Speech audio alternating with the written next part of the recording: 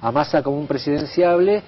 Digo, no digo que no sea verosímil ese escenario, pero me parece una típica aceleración entre porteña y de periodismo porteño. Bueno. Digo, no deja de ser un 40% del 38% que representa la provincia a nivel nacional. A ver. Yo, a ver, lo que veo es que el gobierno está intentando un giro hacia la moderación y que ese giro es percibido por mucha gente como falso. Creo que creo además que la presidenta comete un error en su estrategia comunicacional. Sinceramente creo que no le suma haber hecho una entrevista en un ciclo oficialista. Creo que ella le sumaría muchísimo más y creo que se manejaría mucho mejor haciendo una mesa con 4 periodistas críticos, porque la gente tiene derecho, además de escucharla hablar, que ella responda, y creo que entre las muchas impugnaciones que tiene este gobierno hay impugnaciones sobre la corrupción, y la presidenta tiene que responder sobre la corrupción.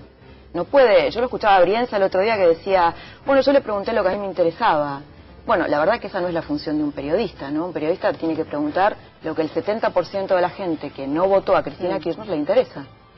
De manera que me parece que no le suma, que están hablando entre ellos, que no es democrático, ¿no? Y que, bueno, a ver, si Cristina quiere meter a la Cámpora en el placar ahora porque no paga, porque es un estilo piantavotos, después en realidad quisiera apoyarse en ella, pero se da cuenta que esto le resta votos y se modera porque quiere buscar una opción moderada, me parece que esa opción ya la expresa Massa. Así que A ver. no entiendo bien cuál es. ¿No será que los únicos que están hablando son los del gobierno y muchos decidieron hacer la plancha? Muchos que están hablando de qué. Que claro, hablamos de Insaurralde, hablamos de Cristina, pero no hablamos de los demás. O sea, Massa se decidió hacer la plancha. ¿Cuánto hace que no escuchamos decir nada de Massa? Y yo creo que desde que a Mauricio Macri se le escapó la tortuga con el tema del círculo rojo, ¿no? Y salieron los estiletazos carriosistas, todos se asustaron un poco, los que no son del oficialismo, y se mandaron a guardar por temor a Carrión. Pero lo cierto es que lo más simpático de esta campaña, o lo más fuerte que ha sido de esta campaña, ha sido lo del Círculo Rojo. Más que lo de Insaurralde y todo lo demás, porque hasta lo del Papa, que le habían endilgado a Insaurralde, ahí el Papa contestó los otros días cuando le mandaron el afiche del cura Brochero con él, y dijo, ¿dónde está Insaurralde? Hasta él se lo tomó en broma.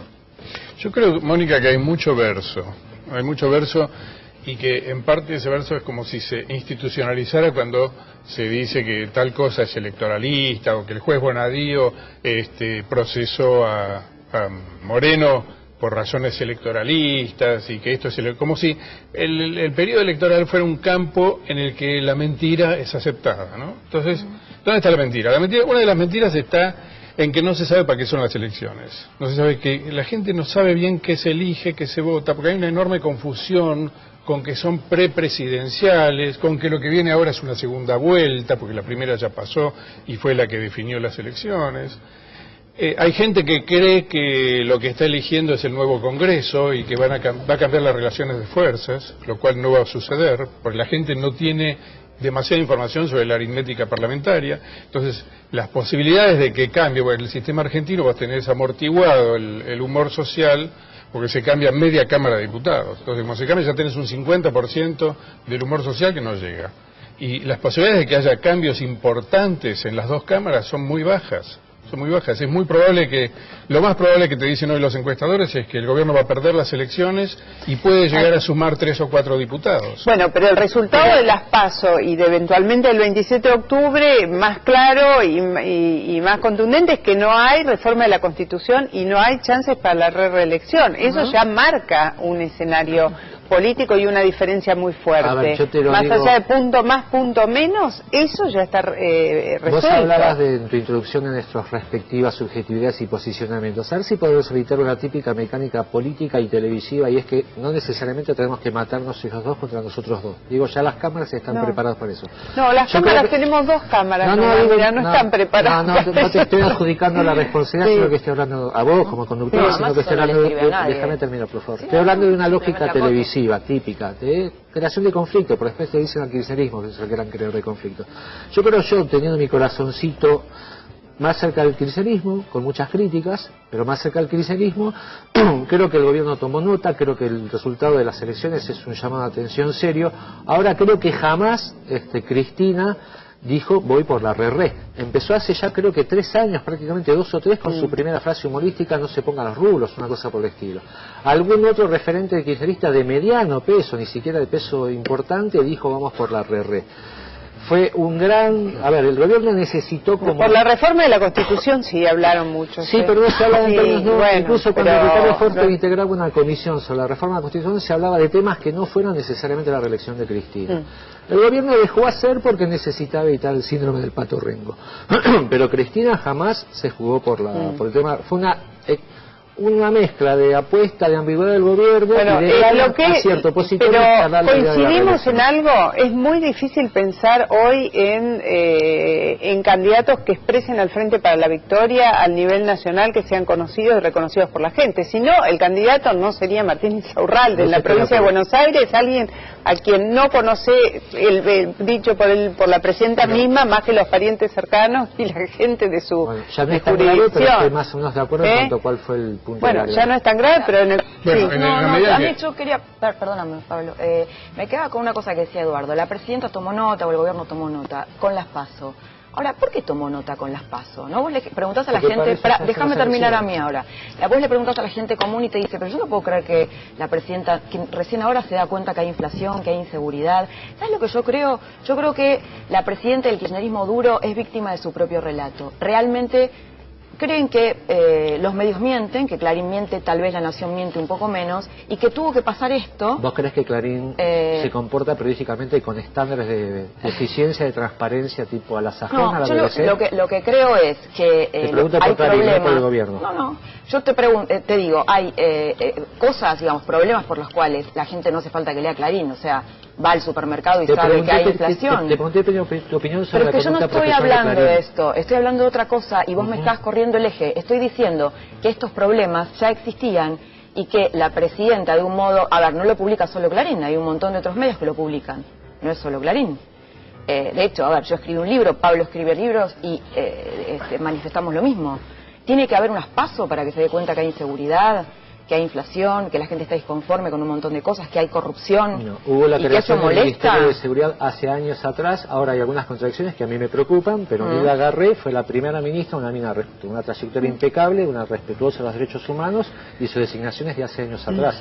O sea que el tema de seguridad se asumió. Se puede haber asumido tarde, Eduardo, quiero decirte algo. No lo acaban de descubrir. Desde el oficialismo se acusó mucho a los medios de inventar la inseguridad, y de inventar los casos de seguridad y de la verdad, por años. Yo escuchaba a funcionarios decir que el Paco no existía.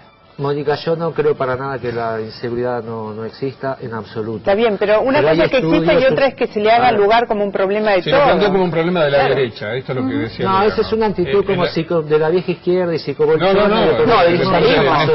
de Néstor Kirchner. Eso sostenía cuando fue todo el caso, y al mismo tiempo, con esas contradicciones propias del kirchnerismo, cuando trataron de adueñarse de Bloomberg, el fenómeno Bloomberg, porque Bloomberg movilizaba. Ahora, entonces, no había ningún plan detrás de eso, había simplemente una improvisación. La pregunta que uno puede hacerse ahora es, el que va a votar a Insaurralde, para el caso de uno de los candidatos que está en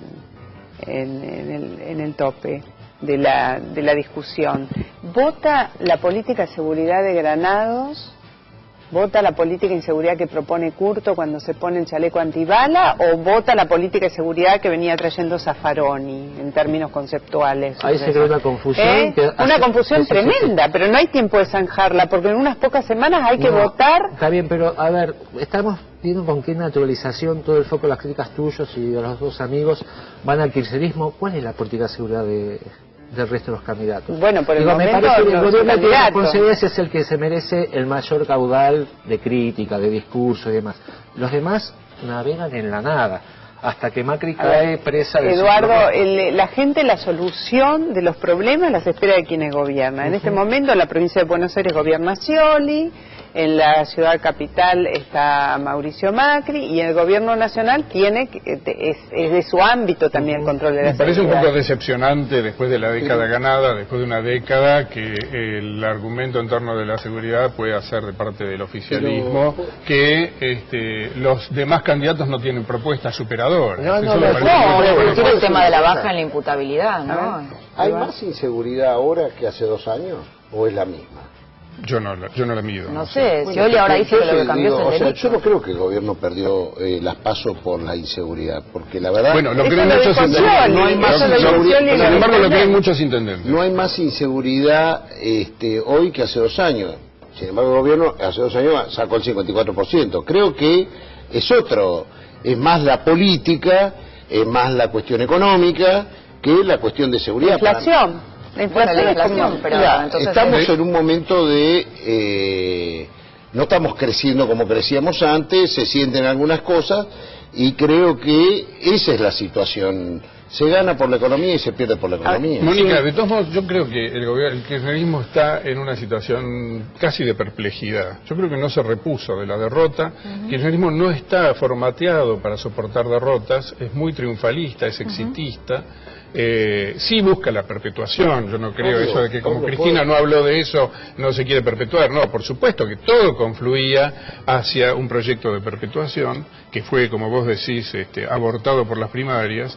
Y me parece que lo que le ocurrió con Insaurralde en los últimos días al oficialismo es muy elocuente. Insaurralde salió a hablar de la imputabilidad de los menores, ¿no? De rebajar, que es una postura que según el kirchnerismo es de derecha. Entonces le saltaron un montón de políticos a confrontarlo. ¿Quiénes eran esos políticos? Los miembros de la lista de Insaurralde. Era Kunkel, era Diana Conti, ellos mismos lo salieron a contrastar. Entonces, hay un caos fenomenal en el kirchnerismo, o Cristina se equivocó al darle la orden a Insaurralde. Ahora, yo puedo decir una cosa, ¿no? Para mí, lo que vos ves que estamos perplejos, te digo, para mí el mejor kirchnerismo, y lo digo públicamente, es el del 2003 y el del 2009, el del 22%, y el de después de haber perdido la elección del 2009, que generó lo mejor de nosotros, y pudimos salir a remontar y sacar ese 54%. Si lo que generó el 2009 fue lo mejor, estás muy preocupado. No, el post-2009, después de haber perdido las elecciones, y te dejó muy preocupado, bueno, a la población no, sacó el 54% después. Sí, pero todo lo que pasó, todas esas leyes sacadas de apuro, con una grandes cámara, leyes que ampliaron derechos con un a la Congreso que ciudadanía. estaba de salida, fue casi desairar a la opinión pública, al electorado, porque la gente va y vota, la gente va a salir y se ampliaron derechos. Bueno, la realidad es que Nacional Universal por hijo no teníamos que esperar que venga la nueva. Perfecto. Matrimonio igualitario, sinceramente, no íbamos a esperar que venga. Fueron decisiones de tomar con coraje. ¿Cómo se votó? Eduardo, ¿vos te acordás cómo se votó el matrimonio igualitario, que es la bandera del kirchnerismo? No se golpean el pecho con el matrimonio.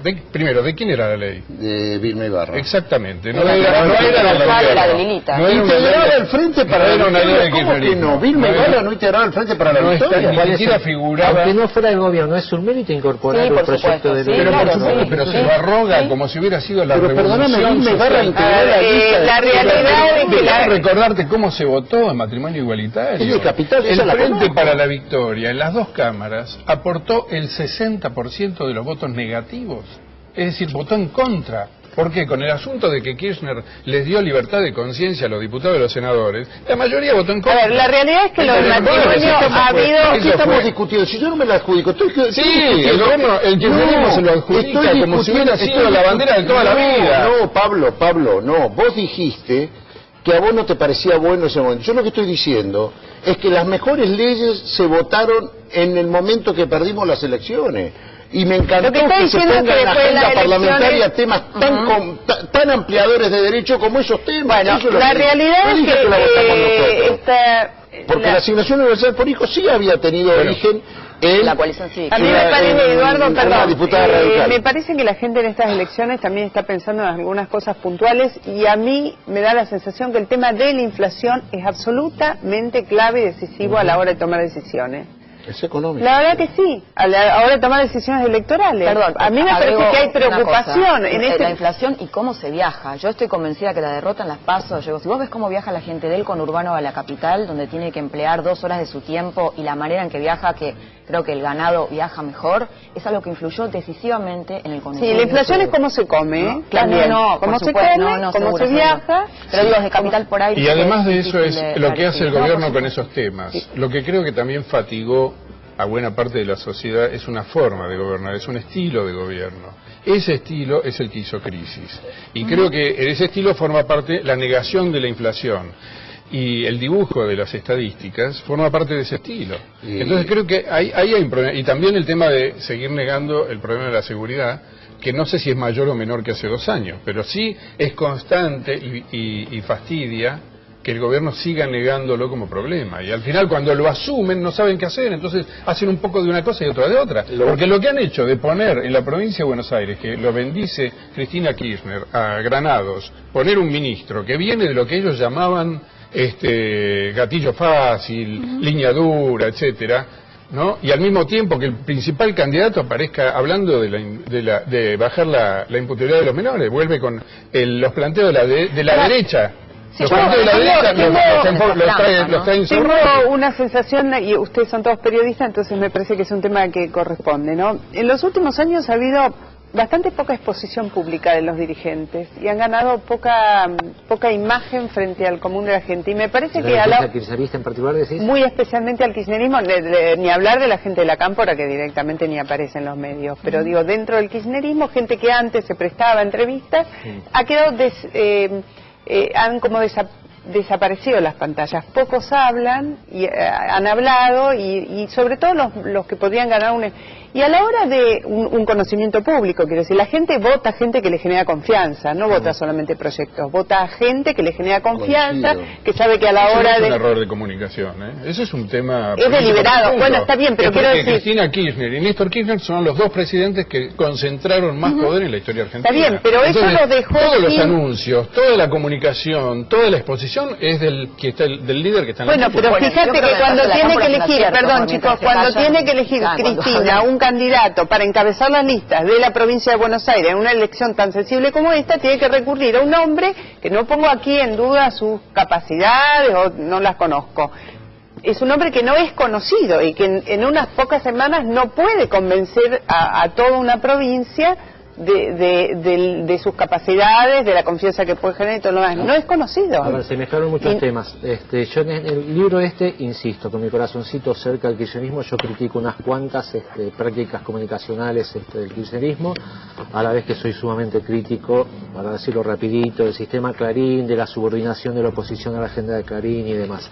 Creo que efectivamente son errores. Creo que, por ejemplo, este tema de aparecer a los candidatos en trenes tardío, que Cristina es una mina con una capacidad enorme discursiva e intelectual que perfectamente, y Néstor en su momento, que tendrían que haber pisado los estudios, comillas, adversarios, y me llamaba un poco la atención, Pablo, cuando decías que es una figurita repetida.